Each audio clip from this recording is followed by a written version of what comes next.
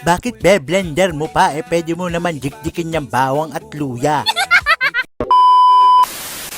Hey, what's up? Ako nga pala si Roel. Kung di pa kayo nakapalo sa akin, wag nyo na akong ipalo. For today's video nga ay magluluto tayo ng isang simpleng putahe lang. Pero para sa mga matataas ang kolesterol at may mga high blood, pwede nyo nang i-skip ang video to.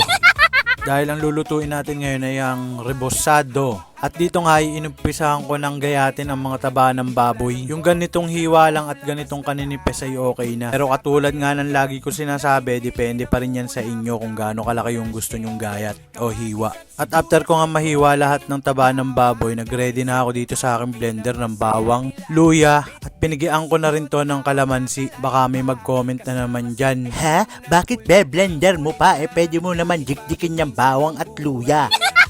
Ang masasabi ko lang dyan, mas maganda kasi to kasi durog na durog yung bawang at luya. Syempre, kapit na kapit yan dun sa ating taba ng baboy. At saka, hayaan nyo na ako sa mga trip ko sa buhay. At yun nga, nilagyan ko na rin dito ng patis. Then after nga nun, ay hahalo na natin to sa ating mga taba ng baboy. Then naglagay na nga rin ako dito ng paminta. At syempre, ang favorite kong chicken powder. Nilagyan ko na nga rin to ng asin. At naglagay na rin ako dito ng isang pirasong itlog. At hinalo ko na nga yan gamit ang aking napakaduming kamay. At syempre, hindi mawawala itong cornstarch para mas masarap at mas malutong ang gagawin nating rebosado. At patuloy ko nga lang siyang hinalo hanggang sa maging ganito na. Then after nga sa kawali, naglagay lang ako ng pinag-change ulan. O baka maniwala ka na naman, pinagpritusan ko yan ng baboy. At nung mainit na nga ang mantika ay nagsimula na ako magprito nitong mga taba ng baboy. At hinintay ko nga lang yung maprito hanggang maging golden brown yung ganito. At hinango ko na nga yan at baka masunog naman.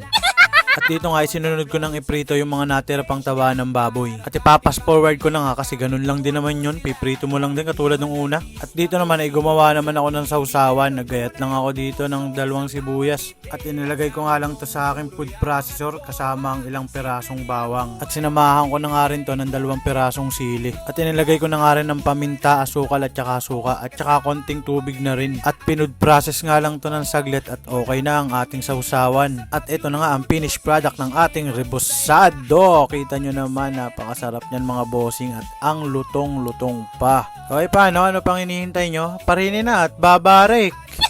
Salamat sa mga nanood hanggang dulo. Goodbye!